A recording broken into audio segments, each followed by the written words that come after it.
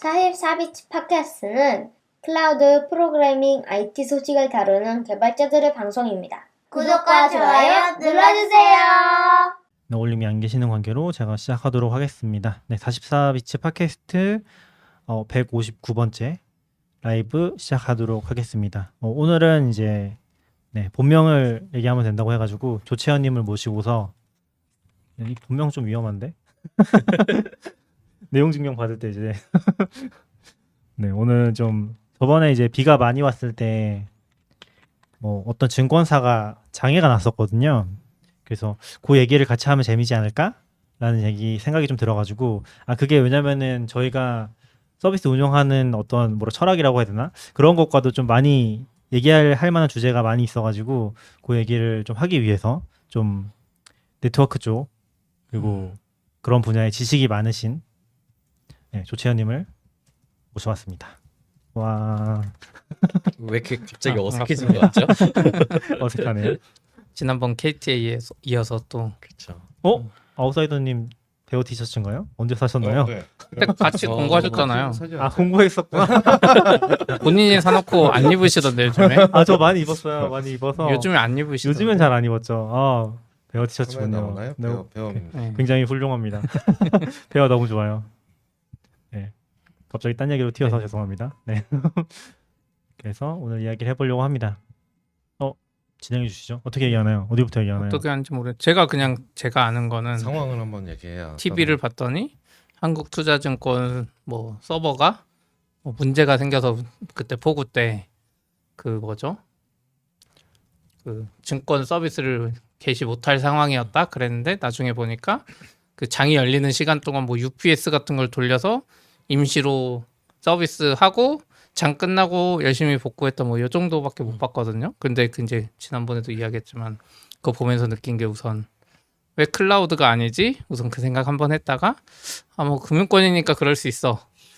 근데 IDC도 아니네. 자기 사옥이네. 또 약간 거기서 한번 의문을 가지고 지난번에 끝났던 것 같아요. 그래서 우지가 좀 잘 아시니까 모셔가지고 그게 물어보려고 합니다. 시기랑도 같이 얘기를 해보면은 8월 8일이었죠. 그 강남 전체 침수됐던 그 날이었던 걸로 기억을 하고 그때 그것도 이제 갑자기 화제가 됐었고 그 다음 날인가도 장애가 있었던 걸로 알고 있어요, 실제로.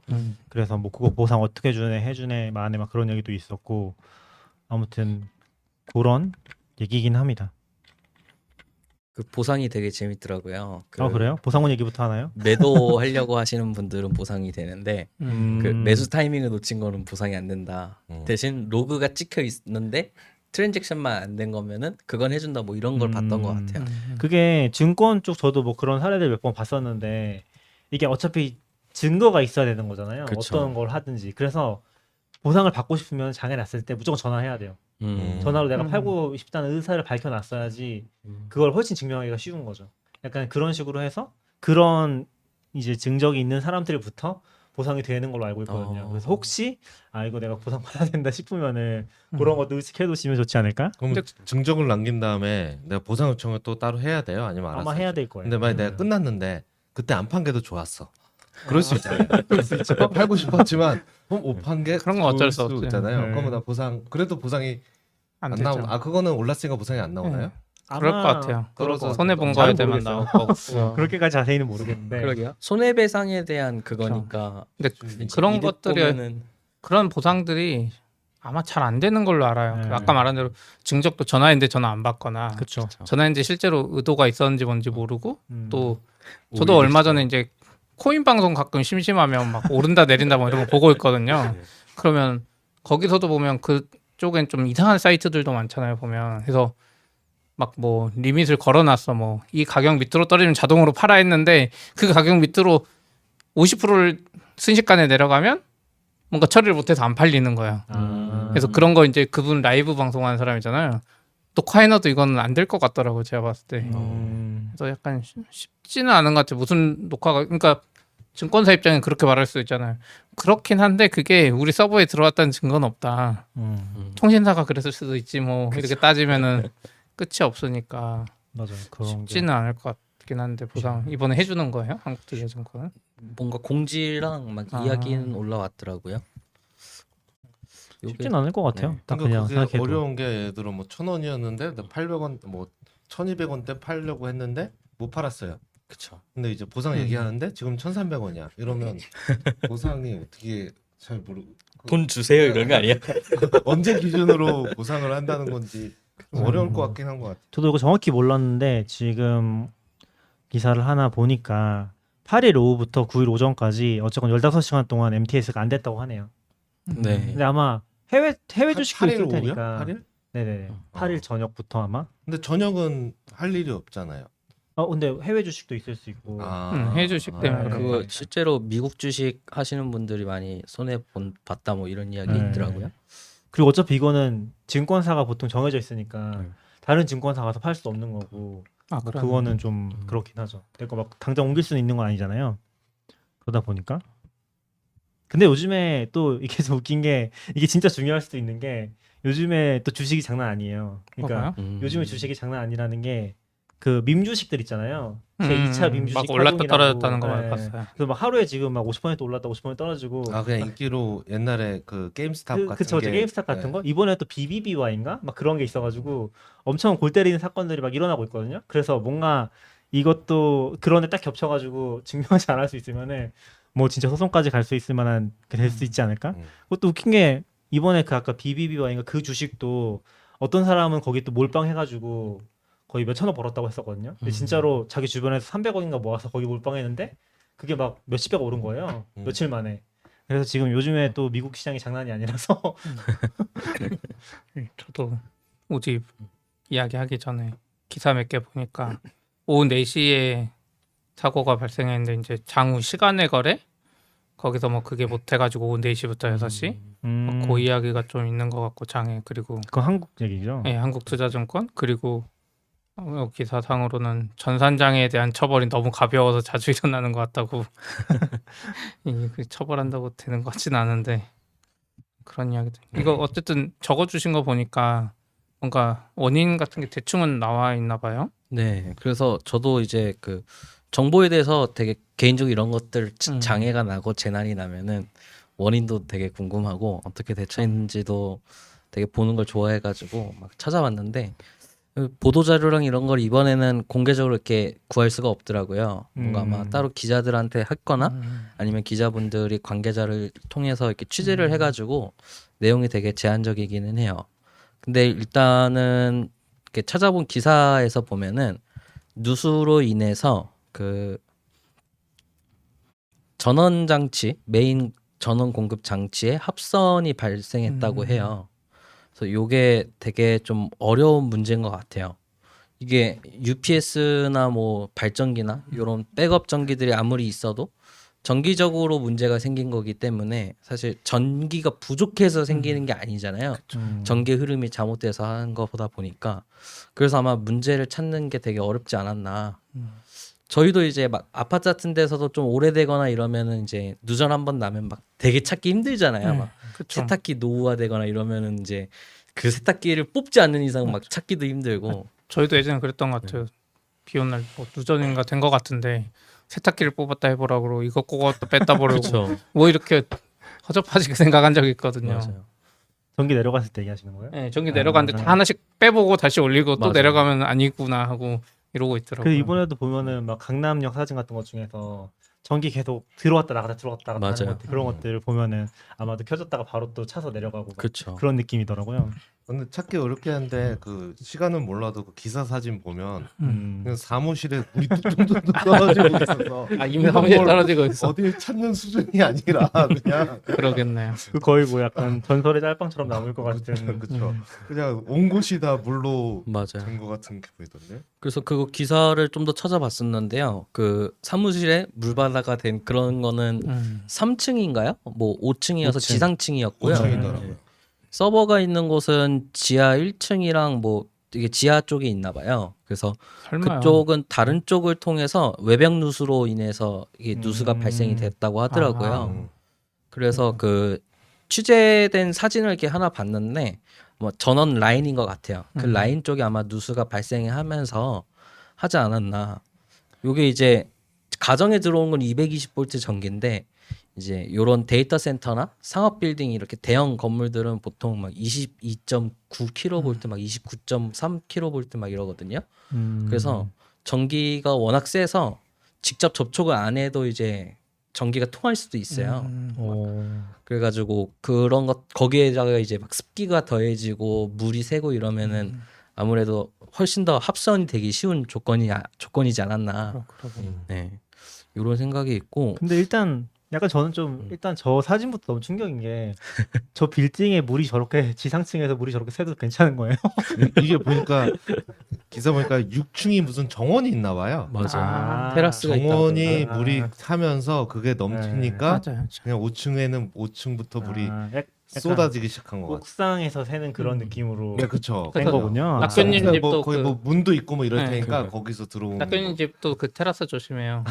원래 옥상에 있는 집은 항상 누수돼서 저도 보니까 주택에 만약 누수가 있으면 제일 좋은 방법은 그 지붕을 덮으라고 하더라고요. 이렇게 지붕을 만들어 버려야 된다고. 맞아요. 안 그러면 아무리 방수해도 샌다고 하던 그런 것 때문에 샜겠네요. 그러면. 아 그런 거군요. 그 발코니 같은 테라스가 맞아요, 맞아요. 약간 물바지가 된 것 아, 같더라고요. 그렇죠. 근데 이게 기사를 보니까 서버가 어디 있는지는 정확히 안 나오는 것 같은데 그렇게 침수가 돼서 지하에 전력 관리가 실이 있나 네. 보네요. 거기 그러니까 서버 있는지 네. 모르겠고. 네, 서버가 실제로 나간 건 기사- 아니고 네, 전력 기사에 나간 보면은요. 전력이 나가니까 거기 건물 안에 있던 어떤 서버에 전기가 나간 거잖아요. 네, 맞아요. 네. 그 기사를 봤더니 전체 전력을 관리하는 중앙 감시실이 지하 1층에 있다고 해요. 그리고 거기에 이제 누수가 발생이 되었고 지하 3층에 전산 기계실이 있는 그 시스템 공급 장치에 합선이 발생했다고 기사가 있거든요. 그래서 요런 걸 했고 뭐 아무래도 누전이다 보니까 되게 찾기는 힘들었을 것 같아요. 물론 이제 장애를 겪고 뭔가 타이밍을 놓치신 분들은 되게 화가 많이 나시겠지만 뭐 당사자들 입장에선 나름대로 노력을 했겠죠. 아무래도 좀 여기 그쵸. 보면 잠도 못 금감원에도 자고 막 저녁에. 보고 해야 되고 되게 복잡하잖아요. 아 그렇죠. 네. 그거 싫어서라도 장애 내기 싫을 것 같아요. 그렇죠. 그리고 이렇게 해가지고 뭐 나름대로 예비 전력 장치도 가동을 했었다고 해요. 근데 요것도 아마 좀 합선 문제가 있었던 것 같고 사실 저는 좀 여기서 좀 충격을 받았던 거는 금융을 이렇게 하는 시스템에서 그 본 전력과 예비 전력 자체가 마비도 됐지만 UPS가 전력 용량이 충분하지 않았다고 기사가 나온 것 같아요. 그거를 보여주는 내용이 그 본사 전체에 전력 공급 중단 위기가 있었고 운영 서버가 이제 꺼지지 않게 셧다운을 막기 위해서 개발 서버 셧다운을 지시를 했다고 해요. 그러니까 개발 서버를 내릴 정도로 전기가 부족했다라는 거는 기본적으로 충분한 용량을 가지지 않았다고 생각을 할 수가 있겠죠. 그러면은 뭐 요게 조그마한 서비스면은 조금 이해가 되는 부분인데 사실 주식이고 이러면 되게 크리티컬하잖아요. 누군가에게 되게 큰 돈이 될 수도 있는 거고. 그렇죠. 그래서 조금 요 부분은 좀 미흡하지 않았나 좀 그런 개인적인 생각이 드는 것 같아요. 근데 요게 UPS인지 발전기인지는 잘 모르겠어요. 보통 이제 UPS랑 발전기를 혼합해서 얘기하기도 하고 이제 다이나믹 UPS라고 조금 이따가 얘기를 할 건데 그건 이제 발전기와 플라이휠이 결합이 돼가지고 뭐 그렇게 공급을 해주는 엔진이 달려 있는 그러니까 사실상 발전기와 UPS를 섞어놓은 그런 것들이 있어요. 그래서 그런 것의 문제일 수도 있고, 그래서 요게 기사들이 아무래도 디테일이 없다 보니까 전문 기자분들도 아니시고 요 내용은 이제 조금 확인이 필요할 것 같아요. 왜냐면 전문 기자가 아니라는 게 전문 기자 아닌가요? 전문가? 네. 전 기자인데 전문가가 아니죠. 아 그렇죠. 네, 그렇죠. 그 분야에 대해서. 그러니까 UPS 기사에는 UPS가 나왔지만 정말 UPS에 뛰어 의심스럽다. 그렇죠. 얘기하는 거잖아요. 네, 맞아요. UPS 아닐 것 같은데라는 의심을 살짝 가지고. 그렇죠. 네. 근데 뭐 저는 뭐 얘기하고 싶은 포인트가 되게 많긴 하거든요. 네. 일단 그냥 갑자기 문득 들었던 게 그럼 이런 상황에서 V2G로 전기차로 전기 쓸 수 없나라는 생각이 지금 살짝 들었었고 뭐 그건 또 딴 얘기고 근데 지금 저번 주에도 얘기했었는지 모르겠는데 그 모 유튜버 분의 아파트가 잠겨가지고 지하실이 아, 그쵸. 저 그것 좀 찾아봤었거든요. 근데 아파트 같은 경우도 되게 골 때리는 문제가 뭐냐면은 그 예비 시스템들이 다 지하에 있어요. 맞아요. 예비 시스템들이 이게 뭐 보기도 안 좋고 사실 그렇게 막 선호 시설은 아니니까 약간 혐오 시설이다 보니까 예비 전력이랑 뭐 물 빼는 거랑 다 지하로 넣었는데 그 지하가 제일 먼저 침수가 되잖아요. 배수가 안 되면은 배수가 안 되니까 다 먹통이 된 거예요. 예비 전력도 안 되고 그 단지는 완전히 다 나가서 한 일주일 넘게 전기랑 수도랑 가스랑 다 안 됐다고 그러더라고요. 그래서 그런 걸 생각했을 때 지금 여기도 그렇지만 일반 빌딩에서 그러니까 일반 빌딩은 또 한 건물 안에서 이런 예비 전력이 있는 건데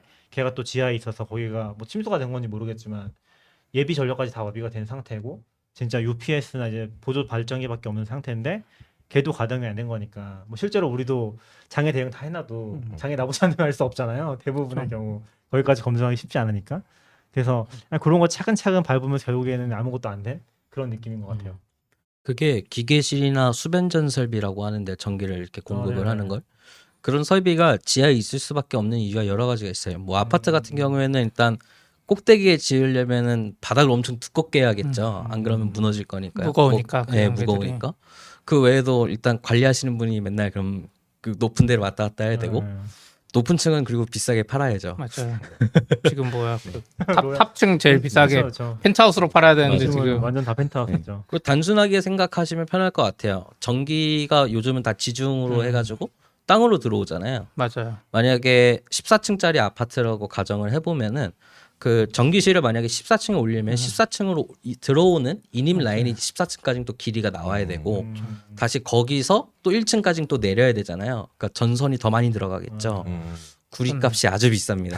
그리고 그렇게 생각해 보면 사실 분당 같은 경우는 전봇대가 없거든요. 네. 다 지하에 있어요 전선이. 그러면 걔들도 마찬가지로 엄청난 문제가 생겼어야 되는데 또 그렇지 않은 거 보면 맞아요. 꼭 지하에 있다고 나쁜 것만은 아닌 것 같아요. 네, 잘 실제로 배수가 되면은 네. 그러니까 저희 지금 있는 건물도 뭐 지하 7층까지인가 있는데 거기가 뭐 침수했다는 얘기는 없었잖아요. 그러니까 그렇죠. 배수가 되냐 안 되냐의 문제이지 않나? 어쨌건 밑에서 잘 빠지면은 맞아요. 잠기진 않는 것 같거든요. 지하 같은 유튜버인지 모르는데 유튜브에서 저도 그런 거 그거 하나밖에 없어요. 봤는데 그 판교에 그냥 주차장 그냥 아예 잠겨 있던데 아예 입구가 잠겨버려. 그냥 입구부터가 물이 네. 살랑살랑 다 있고 아예 네. 들어갈 수 있는 수준이 아니던데. 거기는 배수가 안 된 거. 잘못 만든 아니, 배수가 아니에요. 거기 배수를 해도 안 돼. 그냥 그걸 따지자면 이렇게 한강이 흘러가는데 한강 가운데 만든 그 물줄기에 만든 거라 약간 배수를 아무리 잘해도 안 되는 것 같아요. 거기는. 보통 지하 시설에서 그런 침수를 방지하기 위해서는 이제 배수도 중요하지만 이제 그 배수 용량을 넘을 수도 있잖아요. 지금 같이. 맞아요. 그래서 그 기밀 그러니까 차수 물을 막는 거 이번에 요것도 그 되게 중요하거든요. 강남의 그 빌딩 같은 네, 맞아요. 그럼 그 실제로 요즘 아파트들 이렇게 다 하는 거는 아닌 것 같긴 한데 조금 이렇게 신경 쓰는 아파트들은 지하 주차장 입구 같은데 그 차수판이 자동으로 올라오더라고요. 아니요 없어요. 제가 봤을 때는 없어요. 되게 영화 같아요. 이렇게 쓱 아니야, 제 올라가지고 생각에는 꽝 바뀌더라고요. 그거 한 아파트가 없을 거라고 생각한 게 제가 지금 가장 최신 아파트 살잖아요. 대장동. 작년에 입주했잖아요. 네. 거기 아파트들 다 새벽에 난리였어요. 똑같아요. 물이 못 들어오게 하려고 모래주머니로 이렇게 길 만들고 지금 대장동도 며칠째 계속 밖에다 다 주차해놨어요. 그 청소한다고 물. 아 물이 들어왔나 보네요. 아파트로 조금은 다 들어왔고 아, 네. 근데 이제 심각한 건 아닌데 이제 청소해야 되니까 근데 저희 집은 유일하게 괜찮긴 했죠. 지하 3층이 지층보다 높았거든요. 어. 그러니까 이런데 근데 저도 다른 데 보면서 그런 차수판 이야기를 들었는데 지금 최신이고 거기에 분당에 있는 그 대장동 아파트들이 다 유명한 것 중에 하나가 다 브랜드 아파트만 들어왔어요. 민간 이상한 건설사들이 안 들어오고 뭐 저도 더샵이나 뭐 이런 건데 다 없는 것 같더라고요. 차수판. 저도 있는 건 본 적 없고 뉴스에서 이번에 봤을 때는 그러니까 몇 년 전에 예를 들어 이번 일을 겪은 네. 아파트들이 돈을 못 거거나 보상 요청해서 이번에 짓는 거죠. 그렇죠. 그렇지. 아파트를 지을 때 그걸 해주는 건설사는 좀 없는 것 같고 모르 이번에 문제가 생겨서 지으라고 할지도 모르죠. 그럴 네, 수도 네. 있죠. 이제 법적으로 뭐 어떤 조건이면 그걸 꼭 해라 뭐 이런 걸 할 수도 있겠죠. 그 실제로 행안부 안전고시 같은 거 보면은 지하 공간 침수 방지를 위한 뭐 수방 기준 이런 것들도 막 있더라고요. 요게 일반 건물들에 적용되는 건지는 모르겠는데 그 법령 그 안전고시죠. 법령은 아니고 그 고시에 보면은 그런 내용까지는 다 있어요. 그 물이 이제 만약에 들어오면은 전기실 같은 경우에는 방화문이 물이 안 들어오게 기밀이 돼야 되고 문의 개폐 그렇네요. 방향을 이용해서 그 물이 이제 힘을 받으면은 문이 버틸 수 있는 구조로, 그러니까 밖에서 안으로 들어갈 때 당겨서 여는 구조로 이런 식으로 하면 이제 물이 밀면은 문이 더 기밀이 되는 구조. 그렇네요. 만약에 지하 3층에 있어도 완전히 폐쇄만 잘 됐으면 그렇죠. 그 안으로 들어갈 일이 없는 거네요. 사실 근데 요것도 되게 어렵기는 해요. 사람 연습을 왜냐면은 하진 못하겠네요. 음. 그렇죠. 그게 또 어렵기는 해요. 왜냐면은 수변전 설비에 뭐 비상 발전기도 그렇고 요런 것들이 다 환기구 이런 게 다 있거든요. 왜냐면은 아파트 같은 경우만 하더라도 그 소방 설비들이 비상시에도 전원이 공급돼야 되기 때문에 보통 비상 발전기가 다 들어가 있어요. 보통 요걸로 엘리베이터라던가 뭐 소방 설비, 뭐 액션 밸브 이런 거 있잖아요. 그런 것들을 다 구동하기 위한 비상 발전기들이 있는데 그게 이제 다 지상으로 굴뚝이 연결되어 있어요. 그럼 이제 글로 인해서 역으로 침수가 되는 경우도 있고, 그래서 좀 되게 어려운 부분인 것 같기는 하더라고요. 저도 막 토목 건축 이런 건 아니어서 그 차수판 잘은 이야기 모르지만. 들으니까 진짜 작은 것만 있어도 됐던 것 같아. 그 엄청 잠긴 데도 보면 새벽에 나와서 맞아요. 물길 살짝만 만들어줘도 그렇고 저희 아파트도 보니까 모래주머니 그냥 한 단만 만들어도 그렇죠. 그러니까 저는 몰랐는데 저희 아파트는 이제 지하 3층이 지층보다 높아서 안 들어왔으니까 근데 그 대장동의 거의 모든 아파트 주민들 새벽에 다 지하철에서 내려와서 다 그런 거 하고 있었더라고요. 방송을 했나 보네요. 누가 네, 다 내려가서. 방송했대요. 네, 네. 그래서 그런 거 보면 차수판 설치하는 게 더 싸지 않나 싶기도 하고. 그렇죠. 뭐 여러 가지 다 해야죠. 그게 약간 느낌에는 그 약간 그 충격적인 강남 영상을 봐서 아, 저 그쵸. 힘을 어떻게 버티지? 아, 맞아요. 저 대단한 기술이다 하는데 어떻게 생각하면 여기만 그렇지 한 번에 그렇게 하는 경우가 흔치는 않으니까 물길만 좀 흩어져도 엄청난 거 아니어도 버텨낼 것 같긴 한 것 같아요. 모래주머니처럼. 그리고 또 뭐 프레임 구조나 이런 것들에 따라서 버티는 게 달라서 그 실제로 강남의 그 차수판 그 영상들 봤는데 어떤 건 못 버티고 찌그러지더라고요. 막 휘어지고. 어쨌든 다시 서버 이야기로 들어가면 여기서 이제 개발계는 결국 알파 서버 같은 걸 셧다운 뭐 네. 이야기를 했던 것 같은데 여기를 보면 어떻게 보면 그 HTS 운영하는 서버가 사옥에 있었던 거잖아요. IDC나 이런 그렇죠. 데가 아니라.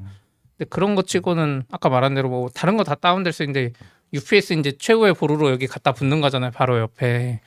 그러면은 저희도 여기 오피스 할 때 저희는 오피스에 서버를 안 두려고 노력을 했지만 뭐 AP 이런 장비 때문에 어쩔 수 없이 두는데 그거 할 때도 UPS를 막 24시간 버티는 거 막 하고 있길래 24시간이나 버틸 필요가 있어요. 막 이랬던 것 같은데 저 6시간. 여기는 운영 서버 치고는 그러면 UPS가 그냥 오래돼서 이게 용량이 줄어든 건지 UPS로 못 버티나? 일단은 만약에 UPS 그러니까 배터리 같은 전력을 저장하는 UPS였다고 하면은 만약에 뭐 설계 용량이 뭐 100kV 암페어 보통 그 KVA로 하는데요. 뭐 그런 식으로 이렇게 되어 있는데 요걸 관리를 안 하면 당연히 배터리 수명이 줄어들겠죠. 자동차랑 비슷하게 납산 배터리를 쓰고 뭐 이래요. 그런데 관리를 안 하면 당연히 용량이 줄어드는데 그럼 그것도 문제인 거죠. 사실 주기적으로 점검을 해주고 교체를 했어야 되는 거고 이제 보통 데이터 센터 같은 경우에는 비상전력, 그러니까 정전이 났을 때 어떻게 대처하는지에 대해서 조금 이야기를 더 해볼게요. 보통은 이제 한전에서 전기가 들어오잖아요. 보통 요것도 라인을 이중으로 가져와요.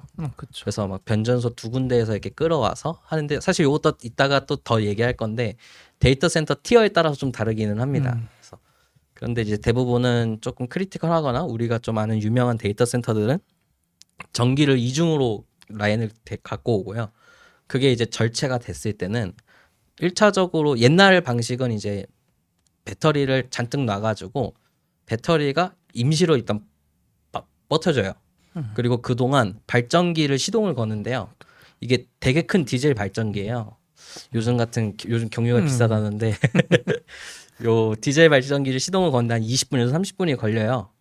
근데 물론 급하면은 다 바로 걸 수 있어요. 요 20분에서 30분이 보통은 점검하는 단계거든요. 막 엔진의 히터도 켜가지고 막 워밍업도 해주고 막 오일 같은 거 체크도 하고 막 이런 절차를 다 하면 보통 20분에서 30분 정도 걸려서 그 배터리들이 보통 그것보다 조금 더 오래 버틸 수 있게 보통 배터리 용량을 선정을 해놓고요. 그 시간이 되면 이제 디젤 발전기가 돌아가는 거죠. 그러면은 기름만 있다면은 계속 돌리는 거예요. 한 달이고 1년이고 물론 이제 그 디젤을 공급받을 수 있는 건 또 별개 문제겠지만 그래서 실제로 그런 것들 그 탱크도 보통 규격이 있어요. 그래서 어느 정도 규모가 있는 데이터 센터는 그런 비상 발전기도 이중으로 나요. 그래서 요 비상 발전기 하나가 폴트가 날 수 있으니까 그거를 또 안정적으로 돌리기 위해서 하나 더 놓자. 그런 식으로 이중화를 잔뜩 해놓으면은 이제 그 데이터 센터의 티어가 올라가고 그럼 우리가 흔히 말하는 SLA가 올라가게 되는 거겠죠. 그런 거 본 것 같아. 일본에 예전에 우리 초기에 팟캐스트 할 때 일본 더워서 훅카이도 막 다 정전되고 이런 경우가 있었는데 그때 그런 게 더 본 것 같아요. 기름을 공수해 와서 IDC가 안 꺼지기 위해서 그 전국의 기름, 그러니까 홋카이도 전체의 기름을 다 그쪽에 집중하고 있다고 막 이런 기사를 봤던 것 맞아요. 같아요. 그래서 실제로 비상 발전기 같은 경우에도 주기적으로 점검을 하는데요. 1년에 여러 번을 이제 무부하 운전이라 해서 그냥 시동만 거는 거예요. 그래서 몇 분 동안 부하가 안 걸리게, 그러니까 엔진 아이들 상태로 자동차로 치면 아이들 상태로 계속 놔두는 거고 이제 부하를 걸어서 또 테스트를 한번 합니다. 그래가지고 그때는 이제 실제로 비상 전력으로 얼마나 대충 버티고 몇 리터의 기름을 소모했는지 이런 것들을 점검을 하고 그런 절차들이 다 있어요. 그리고 이제 요즘은 이제 기술이 조금 발전해서 이제 얘기를 해볼 다이나믹 UPS라는 게 있어요. 그래서 요거는 이제 되게 그 크리티컬한 데이터 센터나 요즘 데이터 센터에서 많이 차용하는 방식이라고 들었는데요. 뭐 저도 데이터 센터를 메인으로 관계자가 아니어서 실제 트렌드가 어떻게 되는지 모르겠어요. 근데 이제 배터리 같은 것들 관리하기도 되게 힘들고 납산이고 막 이러니까 막 되게 유지 관리하기 힘들잖아요. 비용도 많이 나가고. 배터리 요즘 비싸잖아요, 또 이제. 그렇죠. 그래서 이 다이나믹 UPS 같은 경우에는 발전기에다가 플라이 휠을 이용을 하는 거예요. 플라이 휠이 2개가 들어가요.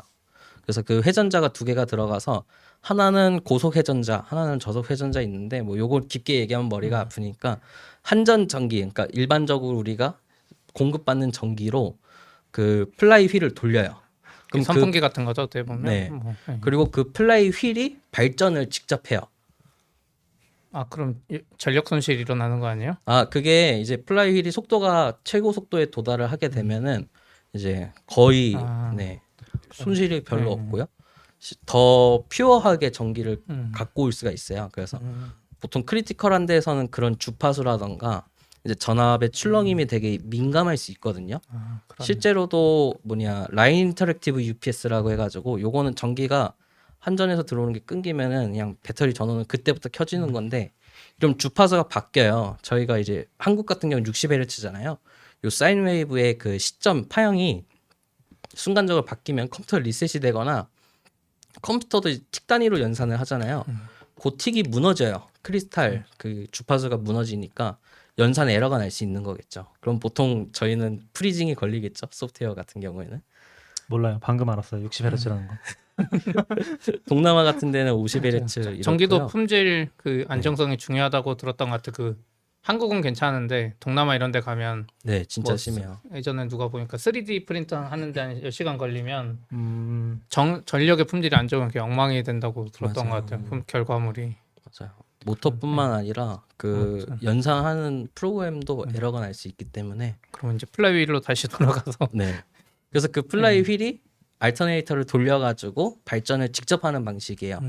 그러면은 전기가 끊어져도 플라이 휠은 계속 그 속도를 유지하라 하면서 서서히 속도가 줄어들겠죠. 그때 이제 발전기가 돌아갑니다. 발전기가 시동을 걸어서 왕 돌리면서 실제로 자동차처럼 클러치가 있어요. 그 클러치로 정확하게 회전하는 속도랑 그 각도, 그러니까 발전기가 이제 상업 전기에서 쓰는 거는 보통 삼상이거든요. 저희는 220V에서 이렇게 전기가 2개가 들어오는데 상업 건물은 보통 3개가 들어와요. RSTN 이렇게 해가지고 실제로는 3상 4선식인데 어쨌든 간에 그런 것들 그 주파수의 방향을 정확하게 맞춰주는 거죠. 각도를. 그래서 완벽하게 절체 없이 그 실제 전기를 계속 공급을 해주는 형태로 되어 있어요. 그러니까 요 플라이 휠이 일종의 기존의 배터리 역할을 대신했던 거죠. 그게 막 몇십 분을 갈 수 있어요. 어떻게 보면 돌던 네. 거 계속 관성으로 도는 거잖아요. 맞아요. 실제로 사이즈가 되게 거대해요. 발전기 자체도 워낙 거대하다 보니까 그 플라이 휠 같은 경우 아까 1차 축이 보통 1500, 1800 RPM이고 2차 축이 그 자기장을 이용해가지고 뭐 3000 RPM을 돌아간다고 하더라고요. 그게 이제 계속 천천히 돌아가는 속도가 줄어들면서 그동안 시간을 벌고 발전기가 거기에 맞춰서 속도를 싱크로나이즈 해가지고 딱 그 발전을 다시 이어가는 그런 형태로 되어 있다고 해요. 그러니까 이게 잘 돼 있는 데를 얘기하시는 거죠? 네, 잘 되는 데는 그렇고요. 안 돼 있는 데는 아파트 같은 것도 가끔 보면 비상 발전기 도는데 네네. 요 중간에 배터리가 없으니까 맞아요. 전기가 끊기고 한 10초에서 1분 사이에 비상 발전기가 돌아서 1분 뒤에 잠깐 전기가 맞아요. 돌아오잖아요. 그런 것들이 이제 그런 곳들도 많죠. 근데 저희 네. 동네도 최근에 정전이 되게 크게 한번 됐었는데 단지가 되게 많잖아요. 네네. 그러면은 그게 있던데 이게 뭔가를 다시 한번 켜줘야 되는 것 같던데 그걸 안 켜주니까 아. 한전 측에서 문제가 있어서 다 장애가 났던 거같이 말하자면은 음. 전기는 돌아왔는데 뭔가를 안 켜주니까 어떤 단지는 안 들어오고 어떤 단지는 되게 빨리 복구가 되고 그거는 이제 그러더라고요. 관리가 제대로 안 돼 있거나 설계가 자동으로 잘못되어 안 있는 된다는 건데요. 거죠? 네. 자동으로 됩니다. 아 그러니까 그 네. 아파트 그 아파트가 안 네. 돼요. 보통 그 수변 전설비에 ATS라 해서 자동 절책이라고 하는 그런 게 있어요. 그래서 막 그게 막 AVB에서 막 신호를 받아가지고 어쩌고 막 되게 많아요. 저도 잘 모르는데 하여간 막 그게 다 릴레이랑 막 기계 전기적으로 막 연결이 돼가지고 한전 전기가 끊기면은 막 릴레이가 닫혀서 ATS가 막 발전기 신호로 바뀌고 막 이런 것들이 있어요. 그래서 그런 것들이 되면은 자동으로 다 알아서 복전, 정전 이런 거 처리가 됩니다. 그게 댓글에 하나 있는데 두꺼비 집인 건가요? 그게 아니요. 그거랑 다른 거. 그 수변 전설비 지하 네. 몇 층 가면은 이제 어마무시하게 큰 맞죠. 그런 장비들이 있어요. 저희 집도 예전에 아파트 거기 판교 백현동 살 때 새벽에 갑자기 막 밖에서 어마어마한 소리 들리게 봤더니 그 사이에 정전돼 있고 그 발전기가 알아서 돌아가지고 맞아요. 그 긴급 조명들 다 들어오고 있더라고. 맞아요. 그리고 복구되니까 그냥 알아서 되는 느낌? 맞아요. 그게 ATS가 보통 그렇게 확실히 그거 동작을 해요. 보면서 아, 새 아파트 살아야 되는구나. 이게 뭔가 음. 그전 아파트는 뭔가 그런 느낌이 없었는데 막 30년 된 분당 아파트는 그런 게 없는데 판교 아파트만 오니까 이게 뭔가 정전됐다고 그냥 손 놓고 있는 게 아니구나 뭐 그런 생각은 좀 들더라고요. 그럼 두꺼집이 약간 그런 거 아닌가요? 약간 기술적인 거를 일반인한테 설명할 때 아, 이렇게 막 플라이를 얘기하고 아. 아이폰 얘기하고 한참 했는데 이거 두꺼비집 같은 거야. 하지만 달라. 아니야. 스마트 두꺼비집. 스마트 되게 두꺼비집. 큰 두꺼비집이야. 약간 이런. 자동화가 가능한 두꺼비집. 아니죠. 두꺼비 집은 차단만 하고 애는 전기를 만들어 주잖아. 근데 저도 지금 사실 이게 되게 재밌는 주제라고 생각하거든요. 왜냐면 지금 얘기하셨던 포인트가 일종의 리던던시라는 개념이잖아요. 그렇죠. 그 뭐 아웃사이더님도 기억하시겠지만 예전에 있던 회사에 같이 있었던 회사에서 그 거기도 이제 네트워크 설비를 하면서 막 그 네트워크 전문 하시는 분은 다 이중회로 해서 가져오거든요. 그쵸. 모든 장비를 다. 근데 그거를 보통 일반인들 잘 이해 못 하고요. 그리고 당연히 사장님도 잘 이해 못 하고요. 아 저도 이해 못해. 그러니까 이해 못 한다는 게 그게 왜 필요해? 그쵸. 하나면 되지. 대부분의 경우는 한 가용성을 한 99% 잡으면 하나면 되잖아요, 사실. 맞아요. 그러다 보니까 이해를 못 하는 거죠. 그 1% 끊기면 뭐 어쩔 수 없지 약간 그런 느낌으로. 그래서 그때도 제가 기억하기로 예산 다 이제 그때 왜 어떤 이슈가 있었냐면은 사무실이 두 개로 나눠졌거든요. 그래서 그 사무실 간에 이게 엄청 멀리는 아니고 한 500m 정도 떨어진 그 사무실 간의 네트워크를 연결하면서 그런 장비들이 이제 필요하게 됐는데 그거를 이제 이중화하는 안들을 가져와서 근데 다 잘렸죠. 그래서 이중화는 최소한으로 하고 장비도 싼 걸로 해가지고 어떻게 해서 진행이 됐는데 사실 지금 이게 그러니까 이게 리던던시가 굉장히 중요한 이유가 이 증권사동 되니까 이게 돼야 되는 건데 지금 이거를 데이터 센터도 안 가고 자기 건물을 산 거잖아요. 그러니까 우선 그치? 데이터 센터 안 간 거는 뭐 별개 문제라 그래도 전력은 또 그러니까 망은 이중화했을 수도 있어요. 근데 이제 다른 데가 갑자기 그게 되게 취약한 환경인 거잖아요. 내가 직접 막 하려고 해도 저희가 놓친 거 하나 또 있네요. 어떤 거요? 생각해보니까 한국투자증권이 4억에 있는 게 메인 데이터 센터기는 한데요. 음. DR로 다른 지역에 또 데이터 센터가 있다고 그게 했었거든요. 아니 DR이 있어야 될 것 같아. 네. 금융은 필수니까. DR이 없다는 게 제일 네. 이상했거든요. 근데 그 DR이 그 제 건물이- 역할을 못했다고 들었어요. 그러니까 아. 그 DR이 있었으면 상식적으로 그쵸. 로그인되고 네. 막 거래가 돼야 되잖아요. 근데 그 당시에 장애 상황에서 뭐 로그인이고 뭐가 아무것도 안 됐던 것처럼 이렇게 보이더라고요. 뉴스에서 영상을 원래 보니까. 꼭 그런 게 잘 안 되죠. 막상 닥치면. 그래서- 여기 하나 중요한 거 하나 안 옮겨놓고 있는 네. 거죠. 네. 맞아요. 그래서 근데 그렇죠. 제 개인적인 추정으로는 그 DR이 제 역할을 못했을 거는 아마 비용 문제거나 아니면 기술적으로 봤을 때 뭔가를 놓쳤겠죠 결국은.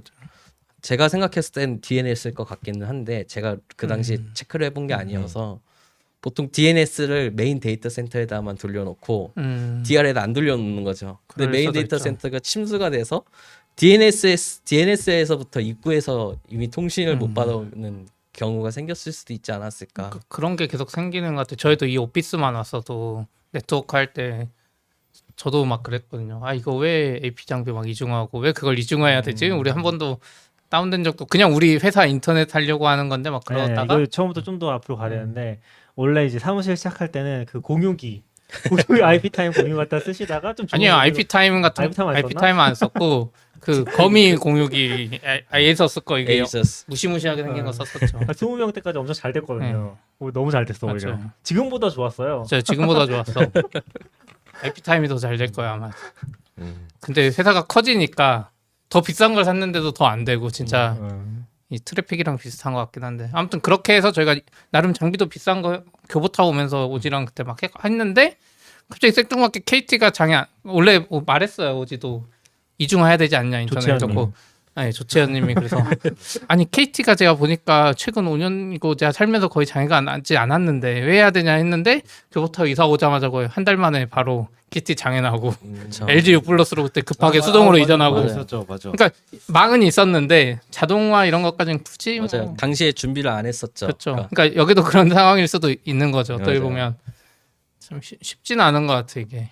되게 어렵고 손이 많이 가는 것도 맞고 또 라이브 서비스 중인데 이게 잘 되는지 테스트를 하려면은 또 리스크가 약간 있는 거잖아요. 어쨌든 간에 테스트를 했는데 잘 되면 다행인데 안 잘못되면 돼. 이제 바로 손해가 돼 버리니까. 테스트했는데 장애 났어. 그렇죠. 아 그리고 누가 물어보셔가지고 DR은 다른 분이 써주시긴 했는데 디제스터 리커버리 맞나요? 네, 네. 맞습니다. 네, 그거고 이제 그러니까 재난 상황에서 복구할 수 있는 시스템 마련해 놓는 거 그렇죠. 그런 걸 보통 얘기하는데 사실 저는 요거 DR도 조금 이상한 것 같긴 해요. 그러니까 이런 시스템은 DR이 아니라 그러니까 DR 관점에서 얘기하는 거는 그렇죠. 그러니까 액티브 스탠바이로 돼 있는 거잖아요. 그렇죠. 그래서 요거 안 되면 요걸로 할게 그런 느낌인데 사실 이렇게 데이터 센터를 구축할 거면은 HA 하는 게 낫죠. 양쪽에 둘 다 액티브 액티브를 해놓고 평소에 계속 네, 돌는 게 그렇게 낫죠. 돌면은 맞아요. 여기 당연하도 요거 그냥 끊어버리면 앞에서 뒷단은 잘 돌아가잖아요.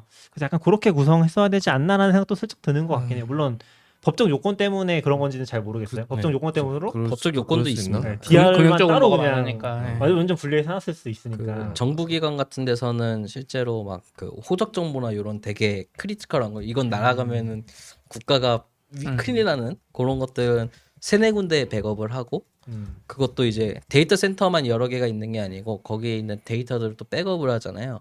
그거를 1차적으로 디스크 자체 카피도 하고 테이프를 하나 갖고 있고 테이프라는 건 이제 LTO 테이프 같은 걸 얘기하는 건데 자기 테이프입니다. 그냥 카세트 테이프 같은 거 생각하시면 되는데 되게 고용량으로 들어가는 그런 테이프들이 있어요.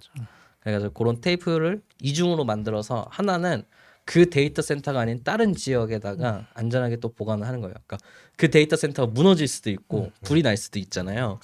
그래서 그런 데이터들을 아예 별개로 그걸 소산 백업이라고 하거든요. 마침 채팅에도 그 이야기가 나왔는데 그런 것들이 있어서 말씀하신 것처럼 HA로 구성을 하고 이러면 더 좋지 않을까 저도. 돈이 훨씬 많이 들어가겠네요. 그럼 HA하고 그 HA에 대해서 그쵸, 다시 또- DR을 2배로 해야 되니까.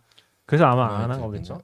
그렇죠. 근데 그렇죠. 근데 이게 그 클라우드를 쓴 지가 오래돼서 IDC 같은데 서버를 둔 지가 이제 클라우드 쓰면 물론 아주 소규모로 할 때는 그 뭐 IDS 같은 거 멀티 에이전트 누를 때 안 누르죠. 갑자기 금액이 확 올라가니까 어이구 무섭죠. 실제로 되게 비싸잖아요. 갑자기 그쵸. 2배가 되니까. 네, 그래서 잘 안 누르긴 하는데 사실 그래서 멀티 에이전트를 그것 때문에 하는 거잖아요. 네, 맞아요. 하나 네. 뭔 일이든 날라가도 바로 괜찮게 저쪽으로 연동되게. 하려고. 근데 그런 거를 아직 잘 안 하는 걸까요, 이런데?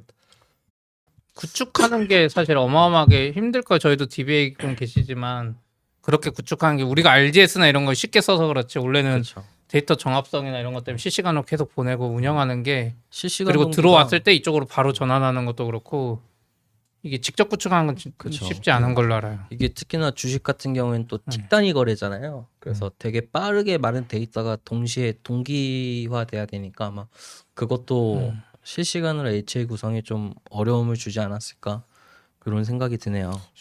쉽진 않은데 오히려 그런 게 더 중요한 그쵸. 서비스기도 하잖아요. 맞아요. 정말 오히려 딴데 웬만한 데는 뭐 아니면 뭐 어쩔 수 없지 뭐 이런 데도 많은데 그쵸. 사실 또 어떻게 보면 사람 느낌은 다를 수 있지만 이렇게 카톡 잠시 안 된 거랑 또 이런 거랑 또 완전 느낌이 좀 저는 더 다르니까 맞아요. 이런 쪽에 더 크리티컬 그쵸. 회사 입장에서 음. 훨씬 무게가 크지 않나 싶은데 저는 그런 생각은 들어요. 사실 한국투자증권이 지금 1974년에 생겼잖아요. 네.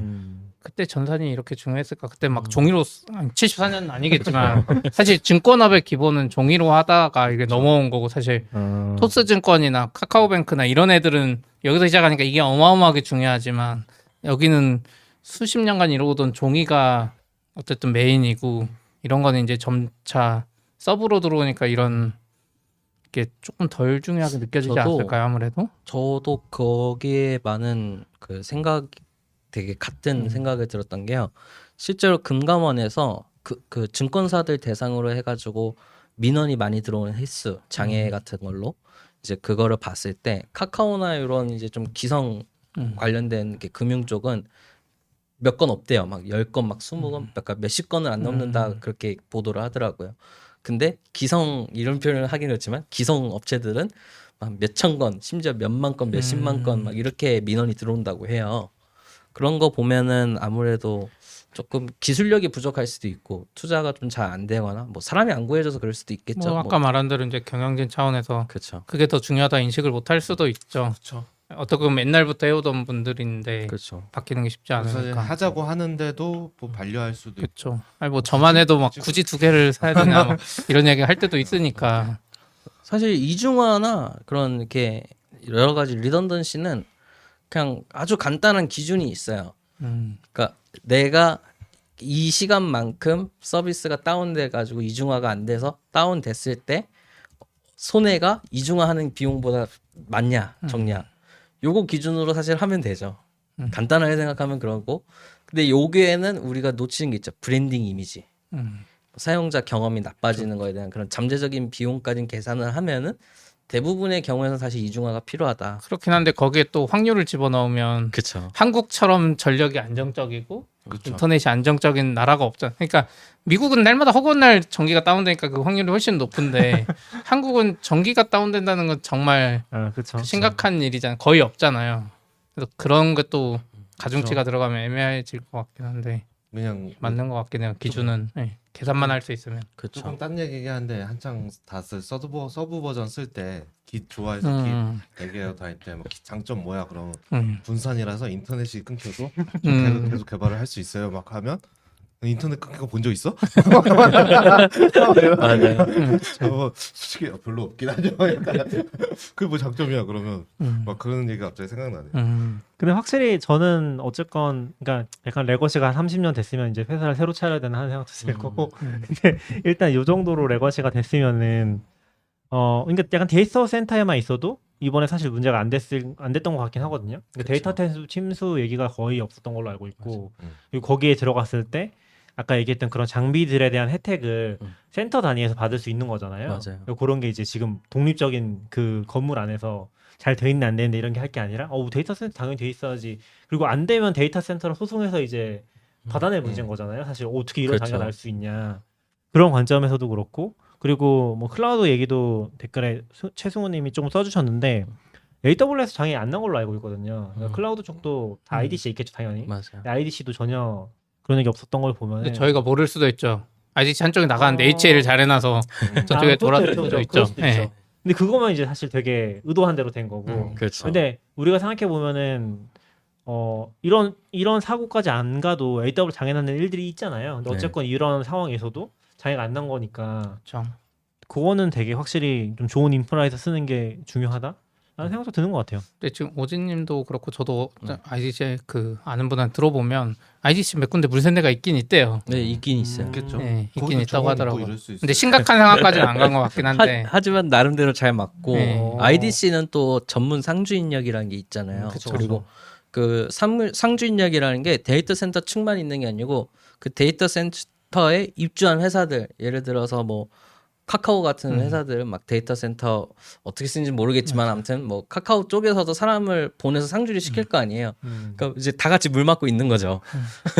그냥 좀 단순하게 얘기하자면은. 그러니까 머릿수도 다르고 아무래도 그리고 전문적으로 그러니까 데이터 센터 같은 것들이 저는 개인적으로 규모 경제의 파워가 필요한 거고 맞아요. 실제로 규모가 클수록 잘 돼 있다고 개인적으로 느끼는 거는 그런 부분인 것 같아요. 여러 가지 시설에서 더 많은 전문가들이 달라붙어서 더 많이 신경을 쓰니까 별거 아닌 거라고 넘어갈 수 있는 것까지 그런 것 때문이라도 데이터 센터를 쓰는 게 낫지 않는가. 저희도 좀 다른 이야기를 쓰는데 저희도 이제 최근에 회사 인터넷망을 저쪽에 IDC로 넘겨버리는 막 작업을 하면서 IDC 이제 선정할 때 막 들었거든요. 맞아요. 보면 IDC마다 뭔가 스펙이나 뭔가 이게 달라요 기능이. 그렇죠. 지금 제일 좋은데 어디가 새로 지어져서 막 오픈하는 것 같더라고요. 그러면 약간 돈을 더 내더라도 거기 들어가는 게 좋지 않냐 말했거든요. 네. 안 돼. 이미 큰 회사들이 싹 선점했어. 그러니까요. 그러니까 제일 거기는 스펙이 좋은 거예요. 뭔가 이런 그렇죠. 장애 상황이나 최신으로 대응해놨는데 그런데 우리 같은 애들은 들어가지도 못하는 맞아요. 약간 계약 단위도 네. 다르고요, 보통. 그럴 것 같다는 생각이 좀 들더라고요. 그리고 뭐 네이버도 이제 용인에 그때 공사한다고 했으니까 용인 맞나요? 세종이었나? 용인에서 쫓겨났다. 맞아. 못해서. 파주 아니었어요? 파주? 실패했다가 용인에 실패하고 세종으로 간다고 했던 거 파주인가요? 파주 아니었나요? 모르겠네요. 아무튼 그런 거 보면 그런 건 또 더 좋게지긴 하겠네요. 그렇죠. 그 데이터 센터에 티어링이라는 개념이 있어요. 이게 실제로도 TIA에서 막 정의를 하고 막 여러 가지 단체들이 있거든요. 근데 뭐 보통 크게 데이터 센터 티어링을 뭐 1, 2, 3, 4로 하는데 4가 가장 잘 되어 있는 거라고 보시면 되고요. 5성 호텔 이런 건 없어요? 5성급은 없나요? 4성이 최대입니다. 이제 두바이처럼 누가 우리가 파이브다 그렇네. 이러면서 맞아요. 만드는 거 아니에요? 그래서 보통 티어 3가 우리가 흔히 말하는 데이터 센터 막 나름대로 뭔가 막 잘 되어 있고 백업도 되어 있고 이런 게 이제 보통 티어 3고 완전 크리티컬한 거 이런 것들은 보통 티어 4에 들어가는데 슈퍼는 뭐가 다르길래? 네, 요 구분을 이제 보자면은 보통 티어 4 같은 경우는 모든 게 다 이중화예요.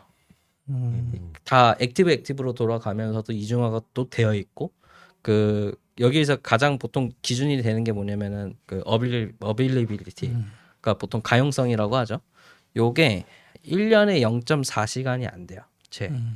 이런 걸 보통 티어 4라고 하고 티어 3 같은 경우에는 이제 하나는 액티브 하나는 스탠바이 그러니까 액티브 패시브라고도 하죠. 보통 그런 경우가 티어 3로 간주를 하거든요. 요거는 1년에 1.6시간 정도.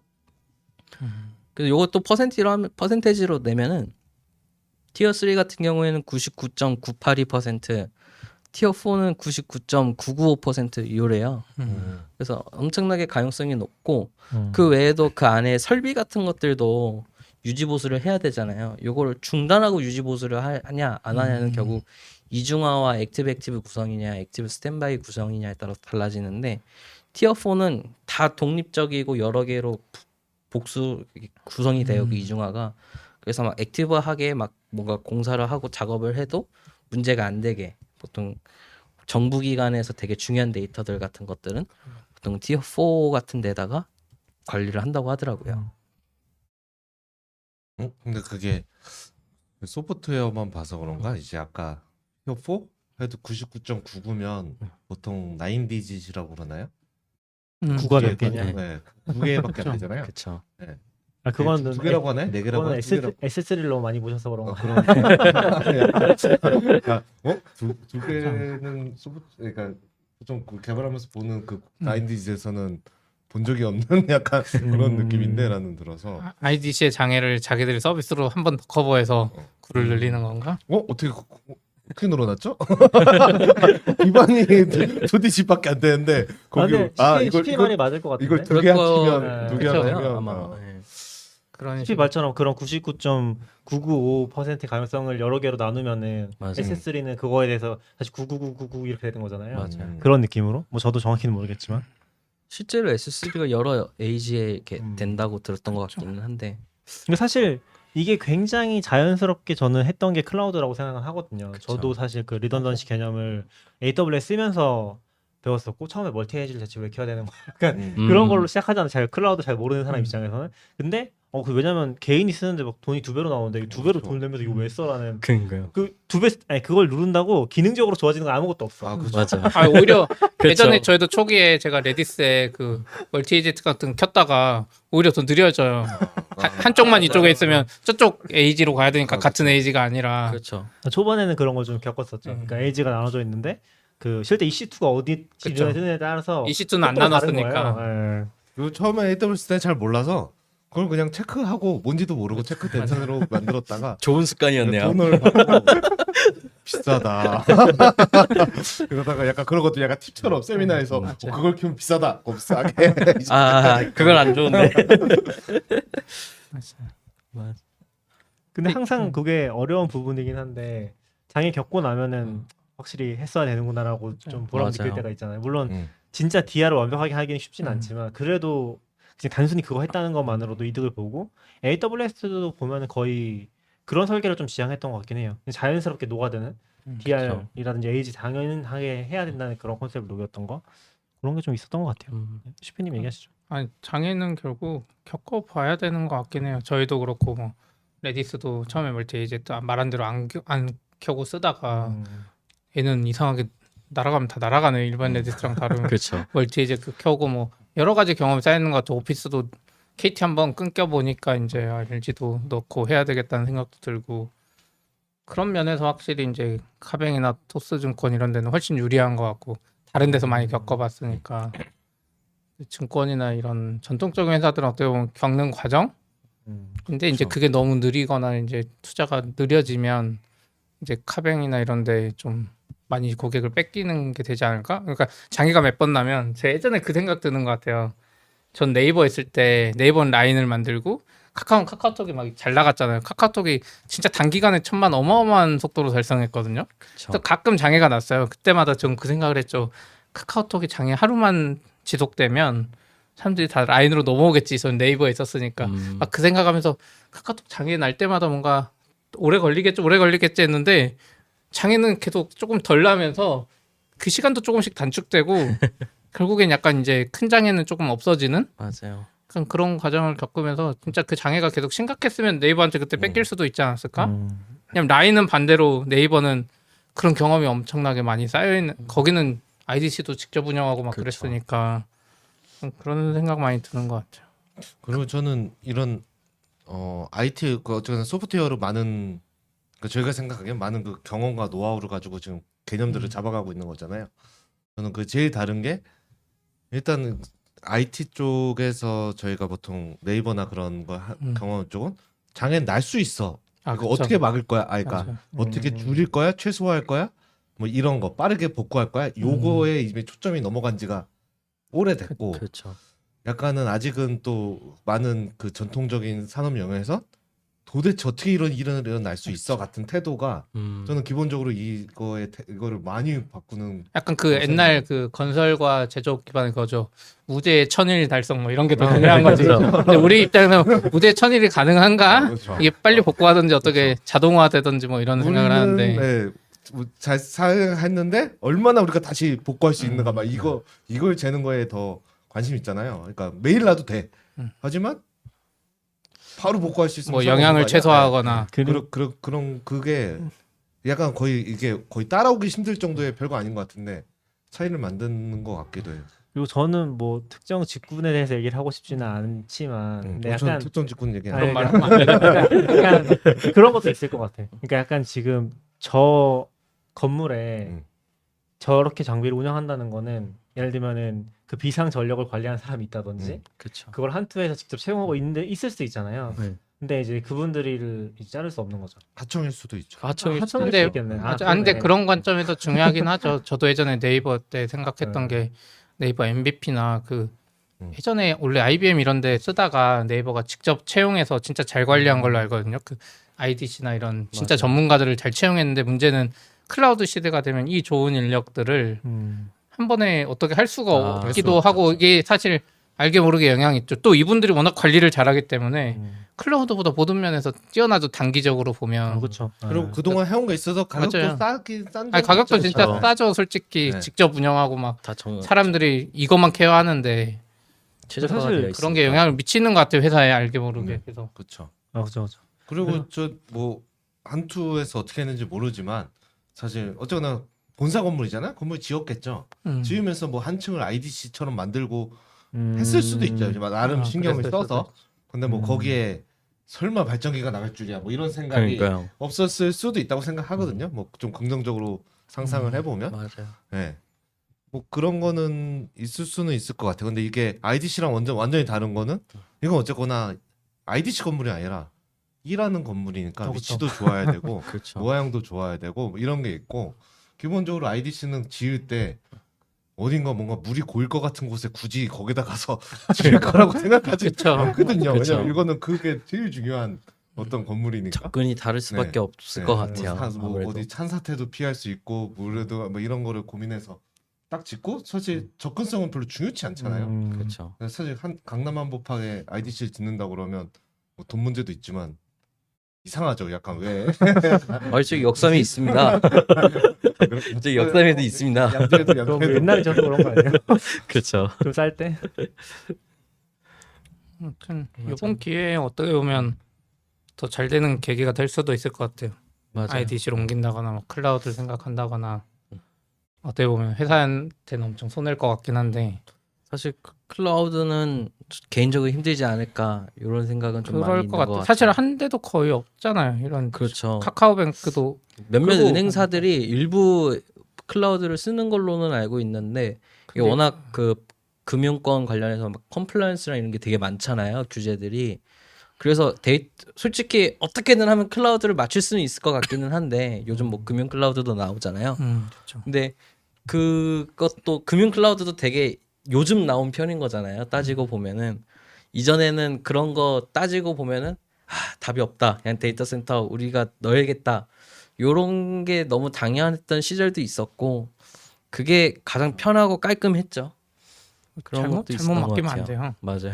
클라우드 이제 경험이 없는 상황에서 맡기면 진짜 우리가 그 장에 다 맞는 수가 있어요. 그렇죠. 그러니까 퍼블릭 클라우드나 뭐 금융 클라우드나 이런 거를 한 뭐 몇 년 차가 돼서 하면 조금 더 편한데 그게 아니면 진짜 거기도 시행착오가 있을 수밖에 없으니까 맞아요. 그런 거 사실 감안을 해야 될 것 같고. 그 코스콤에서 금융 클라우드인가 증권 클라우드 만들었더라고요. 막 기사가 있는 글로 넘어가려나 뭐 이런 생각도 개인적으로 했었습니다. 누가 엄청 영업을 했나 보네. 어디가? 코스콤이요. 아 코스콤? 네. 코스콤 클라우드예요? 아, 코스콤은 그 증권거래소 산하에 있는 네. 약간 그런 거 개발하는 대로 알고 있어요. 맞아요. 근데 보니까 네이버도 그렇고 네이버 클라우드도 그렇고 AWS도 금융이랑 공공기관 클라우드에 맞아요. 엄청난 영업을 하고 있는 것 같던데. 맞아요. 이 AWS는 저번 리인벤트 때 그거 발표했었잖아요. 뭐요? JP 모건이랑 같이 해가지고 뭐 아 맞아요. 해가지고 아, 미국에서도 클라우드 금융 쪽이 진짜 최후의 보루인가 봐요. 미국도 왠지. 맞아요. 아니, 양이 엄청날 테니까 특히 미국은 또. 금융 전문 클라우드 요게 뭐냐면은요 그 법적 기준들이 있어요. 금융 관련해 가지고 뭐 그 뭐 데이터 센터에 막 요런 게 있어야 된다 막 구성은 어떻게 돼야 된다 막 요런 컴플라이언스들이 있잖아요. 그거를 좀 이렇게 쉽게 클라우드를 쓰면서 달성할 수 있는 게 금융 클라우드라고 생각하시면 될 것 같아요. 뭐 파이낸스 클라우드 요렇게 부르는 것 같더라고요. 그러니까 일반 IDC도 저희만 해도 뭐 ISMS 같은 거 받을 때 그럼 그 IDC가 진짜 접근 제어가 잘 돼 있냐 이런 거 다 따지잖아요. 그 IDC에 일하는 인력들이 뭘 접근할 수 있냐. 금융은 아마 그게 훨씬 더 빡세겠죠. 맞아요. 거기서부터도 그냥 접근 못하고 거기 관리하는 사람도 뭔가 지문을 홍채를 찍거나 뭐 몇 시간을 못 가거나 저도 잘은 모르는데 그런 관리가 훨씬 빡셀 것 같긴 해요. 아마- 일반 거랑 다르게. 서류 같은 것도 다 준비해주겠죠. 네. 아 고객님 이거 인증 받으신다고요? 아 이거 쓰시면 됩니다 이러면서 다 그게 주지 않을까. 그 뭐지? MS도 애저가 그 거버먼트 정부용 애저 따로 있잖아요. 아 그쵸 그래서 맞아요. 맞아요. 그런 거랑 어떻게 보면 개념은 맞아요. 비슷한 같은 거잖아요. 결일 것 따로. 같아요. 근데 정부보다 이제 더 빡센 게 금융 클라우드지 않을까 싶긴 하고. 미국은 정보가 더 빡셀 것 같은. 근데 미국은 아닐까요? AWS 고브 클라우드 옛날부터 운영했고 잘 되잖아요. 근데 그렇죠.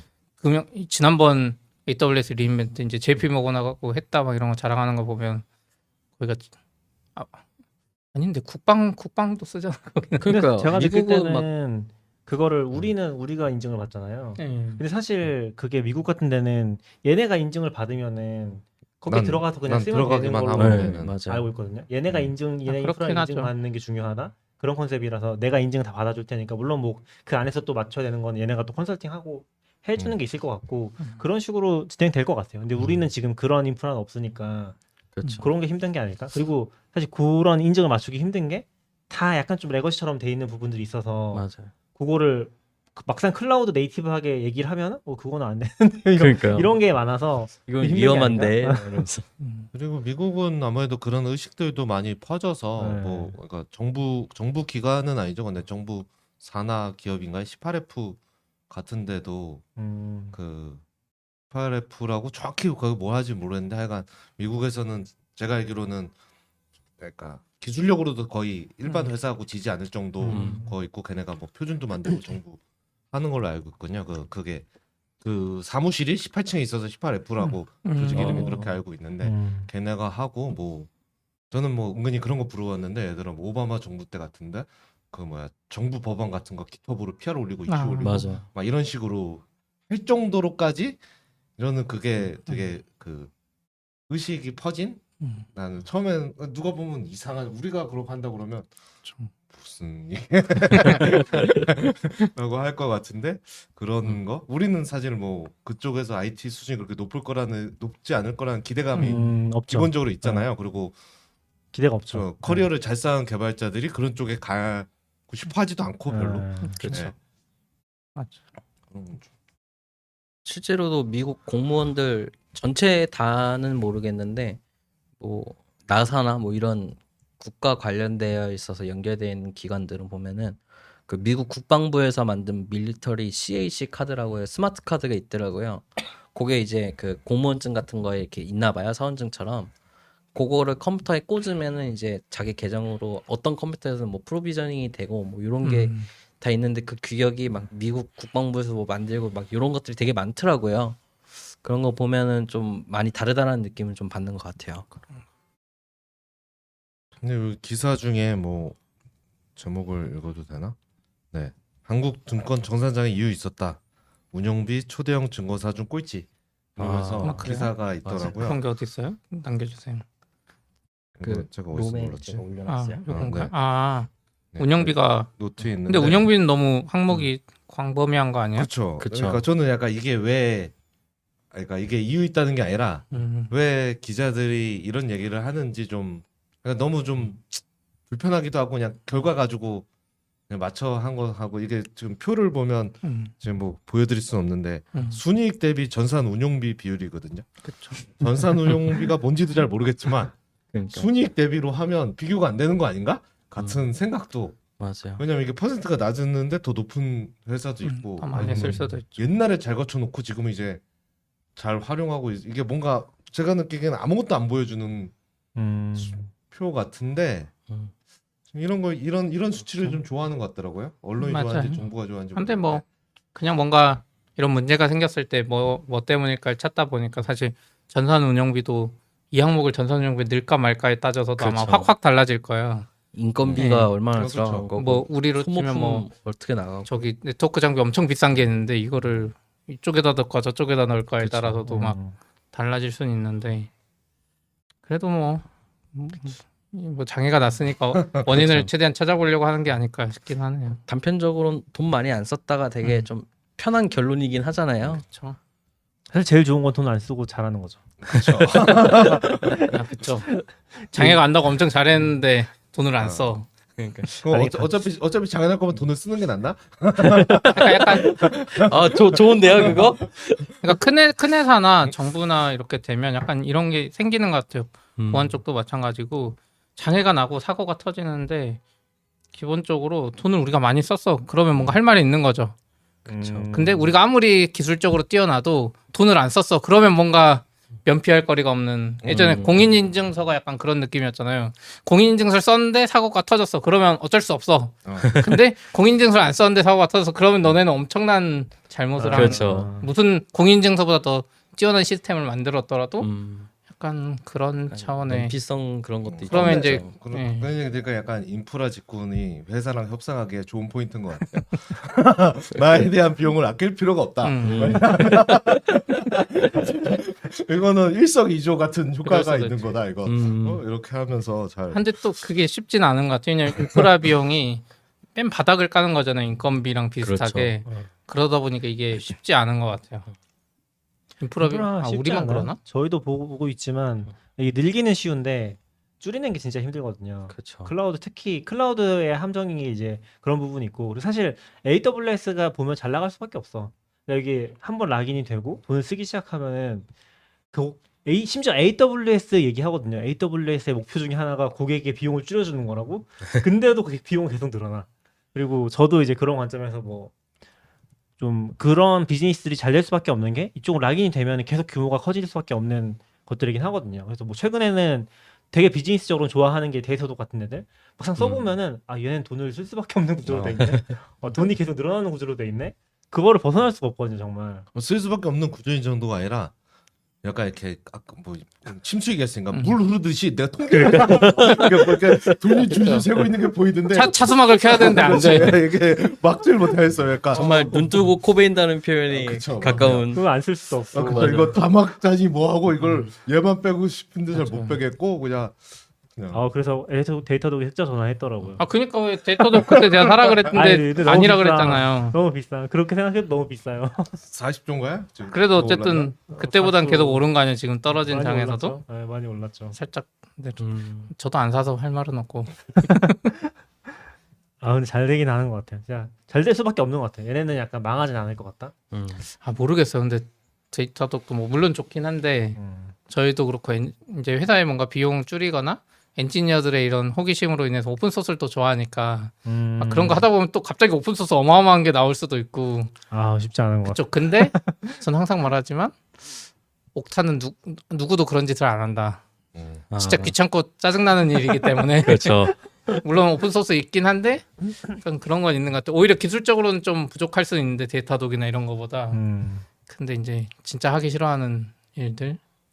옥타는 그렇죠. 조금 더 돈을 공격적으로 벌어야 되는 것 같아요. 비용을 올린다든지. 아 그래요? 안 돼요. 좀 나름 돈 많이 비싸다고 나간다고 생각했는데. 우리 돈 많이 나간단 아 말이에요. 그래요? 근데 이게 인당 비용 아니에요? 그렇긴 해도 그렇죠. 저는 제가 상상했던 것처럼 플로우가 깔끔하진 않다. 옥타가 날 너무 자꾸 근데- 너무 귀찮게 한다. 아, 옥타와 하루 종일 함께 하는 것 같아요. 내가 제일 많이 쓰는 도구가 옥타 같은 기분이. 옥타와 결혼했죠 저희 업무할 때. 옥타 잘 너무 자주 찾아서 옥타 로그인 화면에다 공지 저는 띄워야 되겠네. 옥타가 있는지 없는지 모른 채로 쓰고 싶은데 크롬이 켜져 있으면 옥타도 켜져 있죠 저희. 그리고 켜져 있던지 나한테 계속 알려줘. 나 맞아요. 켜져 있다. 아 심심한데 MFA 한번 눌러봐 이러면서. 그렇죠.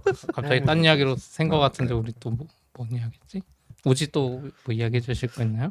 데이터 센터는 쓴거 다 중에. 한 것 같은데 혹시 또 뭐 아니면 뭐 질문 같은 거 있으신가요? 질문은 여기 좀 공인인증서 관련해서 허진수님이 뭐 적어주셨는데 저도 뭔가 있다고 들었던 것 같긴 해요. 우리가 그냥 네, 무작정 만든 건 아니고 진짜 필요에 의해서. 네. 그게 보안 이슈 제가 알기로 그냥 간단히만 하면 보안 이슈 때문에 미 정부가 그 보안 그거를 미국 밖으로 하는 걸 금지했기 때문에 우리가 만들 수밖에 없는 히스토리가 있었죠. 근데 그 다음엔 풀렸으면 우리도 이제 안 해야 시대가 왔는데도 불구하고 그거 뭐죠? 애플이라고 많이인데 무슨 애플인가 그런 이름인데 시드 암호인가요? 그런 그 암호화를 그냥 계속 그래서 카이스트인가 그 정부에서 시켜서 만든 걸 거예요. 최초 시작은. 그 듣고 보니까 약간 플라이휠 같네요.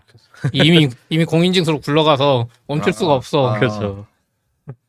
맞아요. 그런 이런 것도 잘하는 분이 있으면 설명해 주시면 좋을 것 같은데. 허진수님이 나와서 한번. 그러게요. 저도 글 돌아다니는 건 보는데 제대로 보지를 못하는 것 같아요. 항상. 허진수님도 한번 나온다고 한 것 같은데. 그래요? 허진수님 나와서 물리학 얘기해 주시겠다고. 물리학 말고 암호 이야기를 먼저. 섭외된 것 같습니다. 좋아요라고 하시네요. 그래요? 그렇네요. 다음에 그럼 한번 보셔보고. 그리고 저는 요즘 그 생각 많이 드는 것 같아요. 확실히 한국이 이런 장애가 많이 안 나요. 그래도 한국투자증권도 그렇고 저희도 이제 저희 처음 방송할 때 조금씩 장애가 났긴 했는데 그때도 좀 외국 사례가 많았거든요. 최근에 올해인가 일본의 통신사 장애 한 2번인가 났어요. 그래서 또 이렇게 고개 숙이고 사과하고 우리 KT급의 장애가 거기 한 2-3번 났어요. 일본에. 미국은 뭐 전기도 그렇고 수시로 나고 그래서 어떻게 보면 한국이 진짜 우리가 뭐 없어 보이지만 못하는 것 같아 보이지만 잘하고 있긴 한데 이제 더 잘하고 싶으니까 그렇죠. 너무 음. 괜찮은 환경에서만 있어가지고 그쵸. 오히려 그 워스트한 거를 잘 모르고 경험도 없고 하다 보니까 그런 거 아닌가라는 생각도 많이 DL도 들어요. 나름 조금 잘 돼 있는 것 같긴 해요. 그게 DL. 좀 경험을 많이 해봐야 아까 전 장애도 계속 맞아봐야 맞아요. 하는데 안 맞으니까 꼭 장애 얘기하지만 저도 예전에 웹 개발하고 그러면 이제 외국 개발 한국 좀 아는 웹급이었잖아. 한국 웹 개발자들은 이제 사이즈 줄이는데 별로 신경 안 써. 아, 그쵸. 내 인프라 네트워크 너무 좋으니까. 저도 아, 그 얘기 지금 막 하려고 이제 했었거든요. 그런 얘기를 했거든요. 약간 그런 거랑 비슷한 거 같아요. 그렇죠. 이미지 용량을 왜 줄여? 이거 그냥 나가는데. 뭐 3메가짜리 이미지 준 거 아니잖아. 뭐 이런 보면 되는 거 이미지 정도만 괜찮은 거 아니에요? 웹폰트 한 20메가짜리 그냥 올려놓고. 아 그렇죠. 그렇죠. 웹폰트 20메가짜리 너무 빨리 뜨는데. 근데 저희는 이제 그 정도까지만 아니면 최적화라고 생각하는데 이제 다른 환경에서는 이제 그걸 어떻게든 줄여보려고 맞아. 하는 그런 태도에 좀 차이가 있는. 실제로 구글 이제 페이지 인사이트 같은 거 해보면은 걔네가 측정하는 게 데스크탑은 그냥 일반 속도로 측정하는데 모바일 같은 경우는 거의 5배 느리게인가? 그렇게 측정하는 걸로 알고 있거든요. 네. 그럼 실제로 해보면은 나는 되게 빠른데 여기 엄청 느리게 나오고 막 그런 케이스들이 있어요. 그 페이지 인사이트라고 그 웹사이트 테스트하는 그런 페이지가 있는데 그런 것들도 이제 그런 환경을 반영해서 만드는 거잖아요. 그렇죠. 그런 게 좀 있긴 하죠. 그걸 직접 몸으로 체감할 수 있는 게 해외여행 가서 로밍 한번 그 무제한 속도 제한 되게 느린 거 있잖아요. 그 로밍에서 하면은 현지 사이트는 잘 뜨는데 한국 사이트는 맞아. 뜨지도 않아요. 브라우저 타이틀 뜨고 이제 무한 로딩. 맞아요. 나 이게 인터넷은 되는데 최적화가 안 돼 있어서. 아니요. 네. 한국으로 오는 외국망이 느리니까 우리가 한국에만 서버 놔두잖아요. 여기 최적화 안 아니 망이 느린 게 아니라 하고- 최적화가 그렇게 돼요. 하고 느린 거죠. 아, 그냥 아 그러긴 해. 페이지 하나가 막 20메가 이러니까 그럼 오히려 그런 한참 최적화 로딩하는데 기술은 막. 인터넷이 안 좋은 환경에서 잘 돼 있을 수 있겠고. 그러니까요. 아니 실제로 동남아 같은 데 가면은 진짜 막 최적화뿐만 아니라 통신사에서도 그 엑셀레이터를 써가지고 이미지를 강제로 줄여요. 아 그냥 그 단에서. 네, 그래서- 한국도 예전에 그렇게 한번 했었잖아요. 맞아요. 어떤 통신사가. 맞아요. 한국에선 그래가지고 그 되게 이슈가 됐었는데 그쵸. 뭐 동남아는 그냥 여의치 않고 하더라고요. 음. 워낙 느리고 망 그 대역폭의 제한이 커서 또 그런가? 우리가 할 일 대신해 주는. 미국 갔다 와서 제일 행복한 순간이 인천공항에 도착해서 딱 휴대폰 켰을 때. 켰을 때. 그쵸. 이거지. 야, 이 빠릿빠릿함. 그리고 미국에서 제일 힘들 때는 그거 로밍도 다 그 무제한이어도 제한이 있잖아요. 맞아요, 맞아요. QoS 걸리잖아요.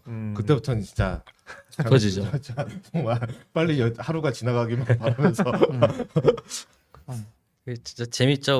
우리나라 사람들은 100메가도 느리다고 하는데 외국 애들이랑 이야기하다 보면 야 우리 집이 50메가bps라면 되게 느리네 이랬는데 빠른 거요 이야기하는 거였는데 막 이러면서 막 서로 기준이 다르고. BPS는 빠른 것 같은데. 50메가 bps 하면 요즘 뭐가 안 돼요. 뭐가 안 떠 이상하게. 그 전에 뭐지 스팀 같은데 약간 그 캡처해서 돌아다닌 것 중에 뭐 잘 기억 안 나는데 예를 들어 뭐 게임이 뭐 20기가였어요.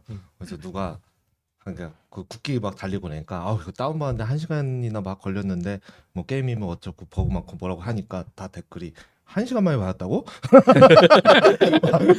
1시간 만에 받았다고? 그러겠네. 아 그리고 오지한테 궁금한 것도 있어. 그러고 보니까 네네. 지난번 우리 이제 DR 이런 거 이야기하면서 오지는 위성 인터넷도 깔아놓고 백업으로 막 했는데 깔려고 이- 하는 거죠. 깔려고. 아 그런가요? 네. 아무튼- 스타링크. 아 네. 위성 말고 그 위성 LTE. 전원이 LTE로 인터넷 되는 거 네네. 있잖아요. 근데 이런 수혜 복구에 대한 대비도 돼 있나? 전원을 2개로 땄나? 집이 2층입니다. 집이 아 근데 집이 2층에 여기처럼 UPS가 있으니까. 변전소가 아. 전압 설비가 지하에 있을 수도 있잖아요. 그건 일단 UPS가 있고요. 뭐 당시에는 발전기를 준비를 안 해놨는데 발전기가 있어요. 그래서 짠 게 있긴 있어요. 이미? 있긴 있어요. 아. 그 이미 저기 3.3kV짜리가 그럼 있어가지고 기름도 있나요? 기름이 없어요. 기름 위험하잖아요. 그게 집에. 기름을 보관하는 것도 맞아요. 좀 위험하지만은 위험하죠. 발전기 안에 넣고 있어도 기름이 썩잖아요. 아. 산패가 돼 버리니까 아 이게 좀 되게 애매하긴 그럼 하더라고요. 식용유로 돌아가요? 안 들어가. 디젤이니까 식용유로 돌아갈 거예요. 자동차도 아, 고장난 디젤차도 식용유로 돌아는 가거든요. 엔진이 가능은 할 고장나네. 텐데 별로 좋은 생각은 아닌 것 같아요. 그럼 오지는 장애 나면 빨리 주유소로 뛰어가서 그쵸. 이게 들고 요즘에 들고 안돼 안 가야 주지 돼요. 않아요? 요즘에 기름 안 주지 않아요? 아니에요. 주유소에서? 그거 주민번호랑 이런 것만 아, 잘 그래요? 남기면 아, 기름 왜 안 줘요? 요즘 기름 안 줘요. 방화 이런 것 때문에. 아 진짜요? 아예 안 옛날에 이렇게 살 수 있었잖아요. 이렇게 네. 네. 말통에 네. 말통에. 이건 해서 못 살 걸. 저도 못 사는 걸로 알고 있어요. 아예. 발전기 뭐라 들고 뭐 가겠네요. 소량은 살 수 있는지 모르겠는데 옛날처럼 이렇게 해서 아니 그 차에서 못 빼면 사는 되잖아. 그래도 되죠. 차가 없어서 차가 없어서 주유를 한 다음에 다시 이렇게 거꾸로. 해가지고 그거는 가능은 하겠는데. 몰랐어요. 아, 가능하겠죠. 아까 얘기한 그 V2G 같은 개념 아니에요? 근데 옛날 집 사는 분들 이런 분들은 기름 사서 떼고 할 텐데 아직도 안. 뭐 그런 그러니까 지방은 모르겠는데 서울에서는 안 팔겠죠. 안 된다고 네. 저는 덜 알고 있어요. 아무래도 근데 오지도 지금은 좀 이사도 가셔야 되고 하니까 만약에 오지가 이제 더 성공해서 나중에 이제 집을 짓는다. 그럼 전 너무 기대돼요. 어떻게 지을까? 저 그 요새를 지으시는 게 아닐까. 뭐. 비용의 제약이 없다면 저는 일단은 디젤 발전기 대형으로 있을 아니죠. 거기 근데 때문에. 제일 중요한 거는 네. 판교 사례를 보면 땅이 제일 중요한 것 같아요. 역시 그렇죠. 땅이 땅이 안 되면 이게 뭘 해도 안 돼. 뭘 해도 안 되죠. 다 콘크리트로 하면 어떻게 될 수도 있는데 그렇죠. 땅이 이번에 그- 판교에서 또 보면 요게 저도 의외로 판교가 많이 잠겨서 판교가 그 이유가 제가 분당 쪽은 괜찮은데 탄천이 넓고 탄천도 넘길랑 말랑해서 넘겼으면 난리 났을 텐데 제가 잘 생각해 보니까 이제 분당 판교 기본으로 하고 판교에서도 지금 사고 난 데도 그렇고 거의 산 쪽이에요. 그러니까 우리가 더 이상 평지에 개발할 데가 없다 보니까 새 아파트나 이제 좋은 아파트들이 다 산 바짝 깎은 거예요 다. 그래서 이번에 용서 사고 난 것도 저희 뒷집 산인데 다 그 산에서만 산 사태 났거든요. 그러니까 이제 우리가 점점 산 가까이 가는 거죠. 빈 땅이 없어가지고. 그래서 판교도 지금 사고 난 데도 산 바로 밑에고 다 그런 게 아닌가 싶긴 하더라고요. 아무튼 발전기를 놓게 되면은 땅을 먼저 보라니까. 기름 탱크는 한 300리터 이상으로. 아니죠. 주유소 생각하고 옆에 살면 되잖아요. 제가 왜 300 기준이 왜 300리터 이상인지 아세요? 왜요? 그 기름 배달하는 거 있잖아요. 네. 탱크로리 차량으로 그게 300리터 이상이더라고요.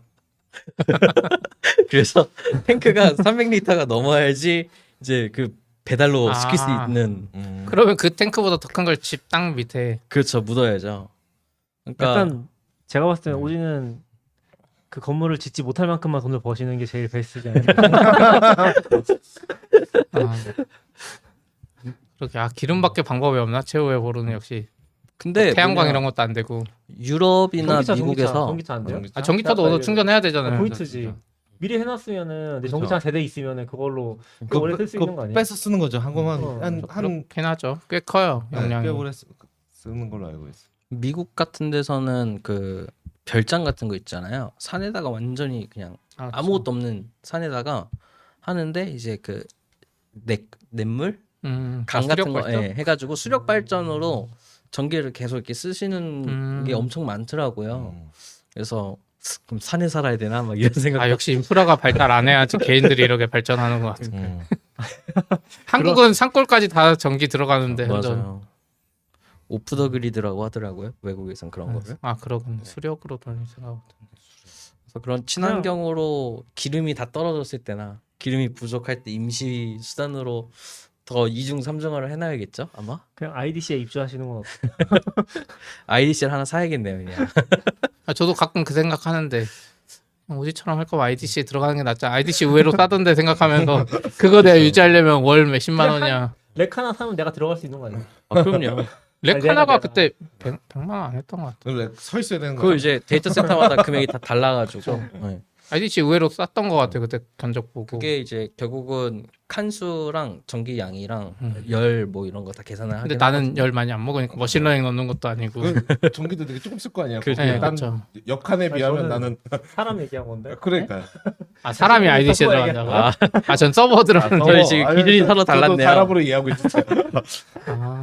거기에 서버를 놓고 같이 살면 되죠. 그러니까 오지는 그냥 그렇게 입주하시는 게 더 싼 거 아니에요? 안 돼요. 그럼 사람이 그거잖아요. 불순물이잖아 사람이. 먹고 뭐 이렇게 공기 나쁜 거 내보내고. 뭐 그럴 수 있지. 이 서버 공간 말고 입주사 사무실이라는 게 또 따로 아. 있습니다. 그러겠네. 보통 이제 거기에 당직하시는 분들이 라꾸라꾸 놓고 입주사 맞아요. 좀 사무실에서 그쪽은 좀 예전부터 열악했다고 들었던 맞아요. 것 같아요. 그러니까 개발자 열악한 거랑 비교도 안 되고. 예. 아무튼 궁금한데 아까 오지랑도 이야기했는데 들어오기 전에 이게 이제 어떻게 보면 정부에서 이런 심각한 장애가 나오면 장애 보고서를 뭔가 올리게 돼 있잖아요. 네. 그런 거 나오면 좀 재밌을 것 같아요. KT도 그때 이제 제가 그쵸. 너무 늦게 막 3달 있다 올려가지고 그 이야기 못 들으신 분도 많을 것 같은데 그런 거 보면 좀 더 명확해지지 않을까? 근데 KT 는 공개도 하는 거예요? 그걸 공개도 하는 거예요? 그게 아마 되는 공개 거 아니야? 이번 거는 공개가 안 될 것 같은데 KT는 사실 당시에 사안이 너무 커가지고 약간 공익 차원에서 한 것 같은데 모르겠어요. 이것도 그 저기 정보 공개 청구를 하면 열람이 될지는 모르겠는데 뭔가 그 지금 기사가 아직 업데이트가 없어요. 그러게. 네, 지금 저기 뭐죠?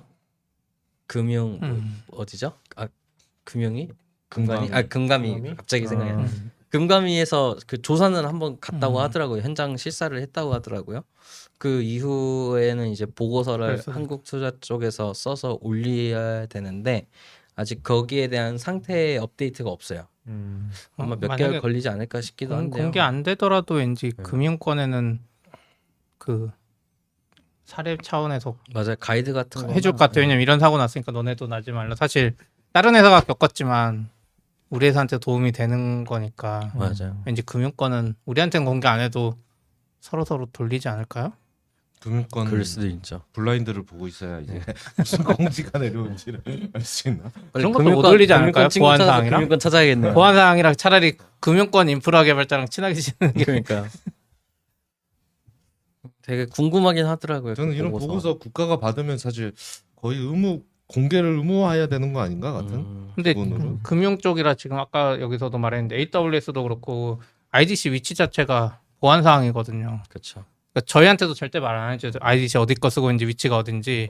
한국투자 IDC 어디 있다고 지금 다 뉴스에 매일 때리는데 그러니까 그렇긴 한데 이제 저희도 여기 있어요 다. 기본적으로 공개를 잘 안 해주니까 이게 그 안에 이제 시설 다 지우고 자체가- 공개되든지 아니면 거의 공개가 안 될 것 같아요. 그 안에 시설이나 구성 자체가 문제가 될 수가 있어서 아무래도 그러니까 뭐가 문제라고 딱 그거 보면 만약 그 개선을 한두 달 안에 못하면 또 거기 공격하면 그렇죠. 차익을 얻을 수 있는 돈이랑 연결된 거니까. 맞아요. 좀 예민할 것 같아요. 제로데이 어택 같은 거군요. 그렇죠. 그렇죠. 근데 한동안 잊고 살았는데 이제 원래 우리가 그때도 얘기했었지만 첫 방송이 장애 방송이었잖아요. KT 장애 그러더라고요. 그래서 장애 얘기도 한참 많이 했었는데 요즘에도 계속 고민하거든요. 아, 오늘 무슨 얘기 하지 하는데 장애 좋은 것 같아요. 약간 요즘에 장애가 많이 나야 되나? 요즘에 정체성을 좀 고민하고 있거든요. 44비치를 아. 어떻게 좀 포지셔닝 하면은 조금 더 재밌게 들으실 수 있을까를 고민했는데 뭐 트위터에도 가끔씩 얘기해 주시는 분 있었던 것 같고 인프라 얘기 자주 하기도 했었고 좋아하시는 것 같아서 그쪽 얘기 많이 해보면 좋지 않을까? 라는 생각도 좀 해보고 있어요. 그렇죠. 재난급 포스트 모뎀 전문 채널. 최근에는 그렇게 재밌게 본 게 없긴 한데 저 얼마 전에 누가 트위터에서 이제 그것도 외국 팟캐스트 같은데 우리나라도 이런 거 있으면 좋겠다고 한 게 이제 포스트 모템 글을 보고 IT 업체들은 포스트 모템 그렇죠. 쓰잖아요. 그 뭐죠 로블록스도 작년에 3일 날라간 것도 올리고 그거 이제 그러니까 거의 자세한 내용이 꽤 있으니까 그걸 보면서 이제 추측과 그 설명하는 거죠. 그냥 포스트 모템 글이 올라오면 그분을 게스트로 섭외해서 같이 얘기하면 돼요. 그래도 되는데 보통 외국 사람이지 않을까요? 근데 한국은 별로 없긴 한데 가끔 올려주시던 분들 있은 것 같아요. 예전에 리디북스 같은 데도 있었고. 근데 좀 만약에 제가 그 입장이면 좀 부담스러울 것 같긴 그렇긴 해요. 하죠. 그렇죠. 네. 퇴사한 상태면 해줄 수 있어. 기다렸다가 퇴사하셨나. 재밌는 것 같아요. 그런 것도 맞아요. 같이 얘기해 볼 수 있으면 재밌지 않을까? 확실히 배우는 게 많은 것 같아요. 장애가 어떻게 보면 당사자도 힘들고 한데 저도 예전에 네이버 때 보면 장애 나면 BTS인가 무슨 시스템이 있어서 거기 새벽에도 그럼 실시간으로 누구한테 전화가 갔고 무슨 문제가 생겨서 처리하고 이렇게 이런 게 쭉 떴었거든요. 근데 서비스가 아닌데도 그런 거 보면 많이 배우는 것 같아요. 뭐 그쵸. 자바에 무슨 패키지를 잘못 썼다거나 뭐 이런 거 음. 저희도 이제 장애일지 쓰긴 하는데 그래서 이게 뭐 당사자가 뭐 정리하는 것도 있고 후속 조치도 중요하긴 한데 다른 개발자들한테 확실히 도움이 많이 되는 것 같아요. 맞아요. 저도 뭐 그런 거 큰 것들 옛날에 기텁 하루인가 장애 났을 때도 걔는 오히려 DR을 너무 잘 해놔서 동부센터의 네트워크가 몇 초간 잠깐 단절을 맞아, 하니까 맞아. 서부가 아. 옷이 내가 짱이네. 그리고 제가 이제 마스터로 다 했는데 저기 돌아오니까 이제 마스터 둘이 되면서 난리 법석이. 너무 잘해놔서 맞아, 너무 잘해놔서. 잘해가지고. DR이 완전 잘 돼가지고 여기 완전 그 시스템이 두 개가 돼서 맞아. 달라진 거. 근데- 이런 거 참 어렵다 막 했는데. 괜찮은 것 같네. 그런 거 저번 아니고 그 SRE 위클리라는 뉴스레터도 보면은 그런 것도 있어요? 네, 그거 보면 거기도 큰 장애 같은 것들 그런 좀 올라오거든요. 근데 그게 뭐 포스트모텀이 항상 있는 건 아니고 그냥 우리 아마존에서 장애 나면 뭐 때문에 장애 나 이런 페이지도 있잖아. 이런 거 올라오는 경우도 있고 그런 거 있는데 그런 포스트모텀 글 같은 거 있으면은 그냥 같이 읽고서 얘기해봐도 괜찮을 것 같긴 하네요. 네. 생각해보면 꼭 되게 따끈따끈하게 장이 나지 않아도 네, 옛날 그렇죠. 것도 괜찮을 것 같아. 너무 근데 옛날. 약간 그런 것도 있어요. KT도 그랬지만 내가 겪었던 장애면 더 이제 그렇죠. 실감 나잖아요. 우리 예전에 클럽하우스 한참 유행할 때도 한번 DNS 장애 모여가지고 막 얘기했었거든요. 그렇죠. 그 DNS 무슨 노션이었나요? 노션이- 그쵸. 노션 DNS 노션이었어요. 네, 노션 그 얘기도 쭉하고 이거 SO 그거 뭐다. 아니었나요? 그때 되게 재밌었거든요. 네, 그래서 그런 것들도 조금 뭐 국내산에 좀 미안하긴 한데 근데 그럼 우리 라이브 시간 이제 장애 나면 바로 라이브 켜서 그렇죠. 우리 요리 서비스 장애 나면 어떡하죠? 그럴 것 같은데. 그래서 길랩도 그런 거 하잖아요. AWS가 장애 나면 우리도 같이 장애야. 정신이 없어. 장애 처리하면서 방송하면서 그러니까요. 약간 긴랩이 그렇게 하긴 네, 했죠. 그쵸, 길랩이 장애 했죠. 처리한 거 라이브로 막. 함께 장애 해결해요 이러면서. 근데 길랩 참 대단한 것 같긴 해요. 음. 예전에는 그렇게 대단하게 안 봤는데. 그렇죠. 알겠습니다. 오늘 시간 그래도 좀 많이 된 것 같아서 오늘은 요 정도로 진행하시죠? 네. 네. 네. 오늘 조채현님 와주셔서 감사드리고 네 어떻게 이런 걸 하시는지 잘 모르겠지만 너무 잘 들었습니다.